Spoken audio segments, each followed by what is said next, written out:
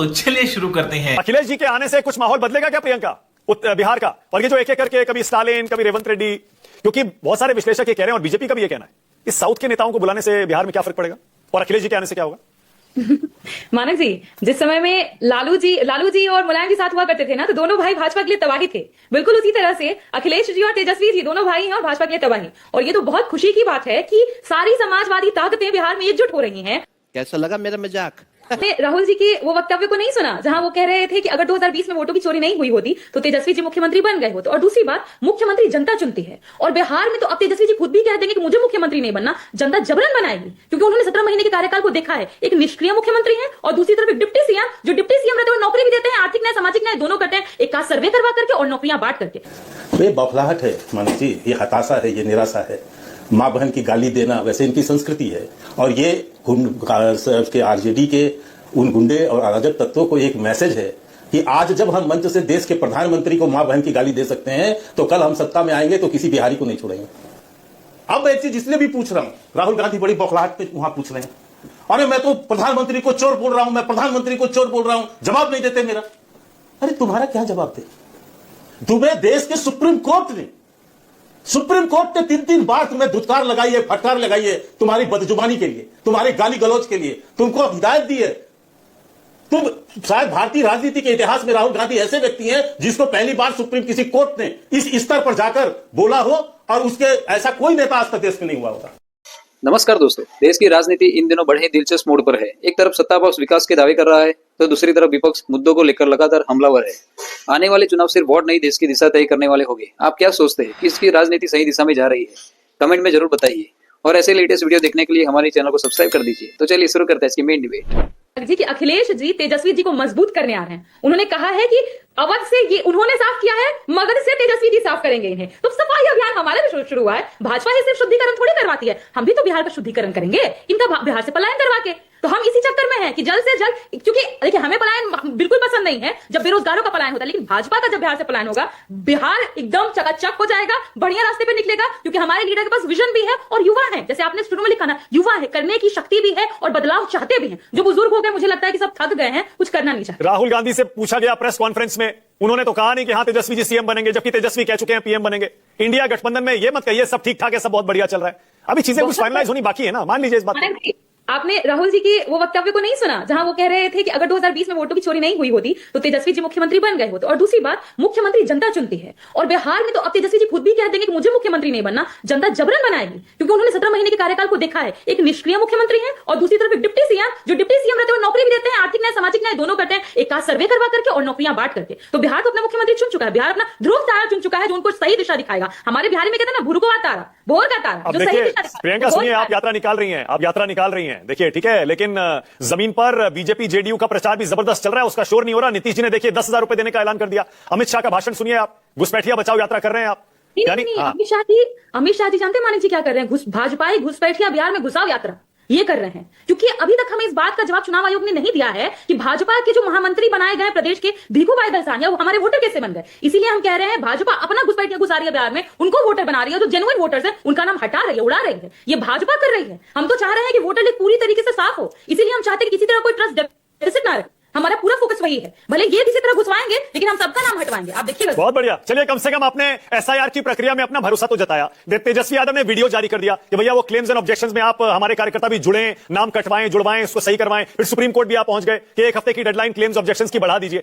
हम ये जितने लोग पहुंच रहे हैं, इससे हमारी जीत का और विश्वास बढ़ रहा है।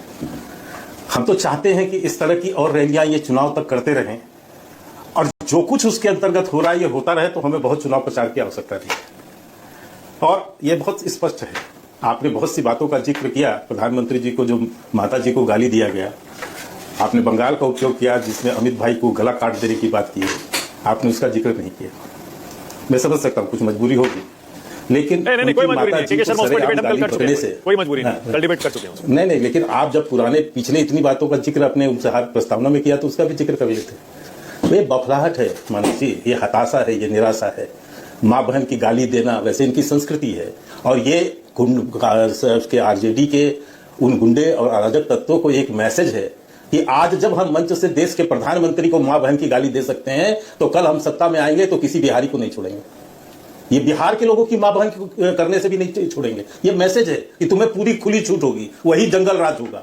जब आज गाली दे सकते हैं देश के प्रधानमंत्री को मां बहन की, तो कल तुम किसी को भी बिहारियों की मां बहन करते रहना, हम कुछ नहीं बोलेंगे। क्योंकि 2 दिनों से 3 दिनों से ना राहुल गांधी के मुंह से एक शब्द निकल रहा है, ना तेजस्वी यादव के मुंह से निकल रहा है, ना जो है लालू प्रसाद यादव के मुंह से एक शब्द निकला। तो यह मौन स्वीकृति है कि आप इस तरह की गाली गलौज मंचों से आप कीजिए और हम इसको स्वीकारेंगे। खैर, गला काटने की बात आपने पश्चिम बंगाल की कि देश के गृह मंत्री का गला काट दो, तो यह स्तर इतना निचला स्तर विपक्ष का हो चुका है। और इसी तरह का यह कैंपेन यदि चलाते रहे और इसी तरह का वहां होता रहे, तो मैं तो यह कहूंगा कि भाजपा को बहुत ज्यादा कुछ करने की जरूरत नहीं है। बिहार की जनता बहुत सजग जनता है, हमें बड़ा विश्वास है बिहार की जनता पर, और यही सजगता है। इसी के कारण से गत 5 विधानसभा चुनाव में आरजेडी को 33% भी सीट नहीं मिली। 80 सीटों से ज्यादा अब तक जो है 243 में सीट नहीं मिली है आरजेडी को उस जंगल राज के बाद। 32.5% होता है, पासिंग मार्क भी नहीं है। इतनी सीटें भी नहीं देती बिहार की जनता इनको, और लोकसभा में 0, 3, 4 यही सब संख्याएं। ये क्यों हुआ? ये इसी जो आप वहां पर अराजकता और गुंडागर्दी और गाली गलौज करते हैं ना, ये उसी से हो रहा है। अब एक चीज इसलिए भी पूछ रहा हूं, राहुल गांधी बड़ी बौखलाहट पे वहां पूछ रहे हैं, अरे मैं तो प्रधानमंत्री को चोर बोल रहा हूं, मैं प्रधानमंत्री को चोर बोल रहा हूं, जवाब नहीं देते मेरा। अरे तुम्हारा क्या जवाब थे? तुम्हें देश के सुप्रीम कोर्ट ने 3-3 बार तुम्हें धुतकार लगाई है, फटकार लगाई है तुम्हारी बदजुबानी के लिए, तुम्हारे गाली गलौज के लिए, तुमको हिदायत दी है। तुम शायद भारतीय राजनीति के इतिहास में राहुल गांधी ऐसे व्यक्ति हैं जिसको पहली बार सुप्रीम किसी कोर्ट ने इस स्तर पर जाकर बोला हो, और उसके ऐसा कोई नेता आज तक देश में नहीं हुआ होगा। वो स्तर है राहुल गांधी की आज। अभी ये कह रहे थे आरजेडी के प्रवक्ता गले मिल रहे हैं, अरे तो गले तो मिलेंगे, दोनों के दोनों जेल से बेल पर है।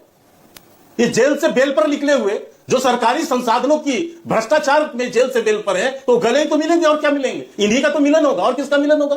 और लालू प्रसाद यादव जो सरकारी संसाधनों पर कि भ्रष्टाचार के मामले पर सजा याफ्ता है, जो मुखिया का चुनाव नहीं लड़ सकते, तो ये तो जेल से ही लड़े। ये तो जेल वाले जो बेल वाले उन्हीं का ना संगत होगा, इनका किसी अच्छों से संगत होना है क्या? अब तीसरी बात, अभी मैं सोच रहा भूत आयोग, चुनाव आयोग को चोर है, देशद्रोही है, बेशर्म है कहते कहते अब ये भूत आयोग पर आ गए। मैं मालिक जी एक प्रश्न मेरी ओर से आपसे अनुरोध है, इनसे जरूर पूछ लीजिएगा। इतना पूछिएगा कि आखिर 2 महीने बाद 3 महीने बाद जब भी चुनाव होगा, तो ये उसी बेशर्म, उसी देशद्रोही, उसी चोर, उसी भूत आयोग के अधीनस्थ चुनाव लड़ेंगे, या इटली से कोई नया चुनाव आयोग आएगा यहां? किसके नेतृत्व में लड़ेंगे? तो थूकेंगे भी और चाटेंगे भी, और नहीं तो मैं चुनौती देता हूं कि बहिष्कार करें, जो धमकी दे रहे थे ये। मतलब अखिलेश जी के आने से के शर्मा कोई फर्क नहीं पड़ेगा, स्टालिन के आने से, अखिलेश के आने से, रेवंत रेड्डी के आने से कोई फर्क नहीं पड़ेगा। सर 2019 में भी आए थे, आप भूल गए क्या? लोकसभा चुनाव के पहले भी आए थे, भूल गए क्या? 0 सीट आई थी 2019 में, अभी 4 सीट आई है, और विधानसभा का चुनाव का भी परिणाम आपको पता है। और दूसरी बात, अच्छा है रेवंत रेड्डी को लाना चाहिए, स्टालिन को लाना चाहिए। ये वही रेवंत रेड्डी है ना जो कह रहे थे कि बिहार का डीएनए जो है हमारे डीएनए से बहुत कमजोर है। ये वही है ना स्टालिन की पार्टी जो कहती थी कि बिहारी शौचालय साफ करते हैं, हमारे यहाँ ठेला लगाते हैं। अब आप भी तो लाएंगे ना एनडीए के नेताओं को, एनडीए के मुख्यमंत्रियों को आप भी लाएंगे, बाकी राज्यों से अपने मुख्यमंत्रियों को आप भी लाएंगे, तो वो भी लाएंगे। सर बिल्कुल मेरी बात सुनिए सर, मुझे आपको बिल्कुल मैं कह रहा हूं कि जिसको चुनाव प्रचार में बहुत से लोग आते हैं, आना ही चाहिए, लेकिन आप ऐसे पर्सनालिटीज को ला रहे हैं जो पर्सनालिटी बिहार के ही लोगों के युवाओं पे प्रश्न उठा रहे हैं, तो वो आएंगे तो उनका जवाब बिहार की जनता जो है देगी बहुत अच्छे ढंग से। उनको सब समझ है कमजोर देश नहीं है। बिहार 5 बार इनको चुनाव हराया है ना जंगल राज के बाद, लौटने नहीं दे रहा है इनको।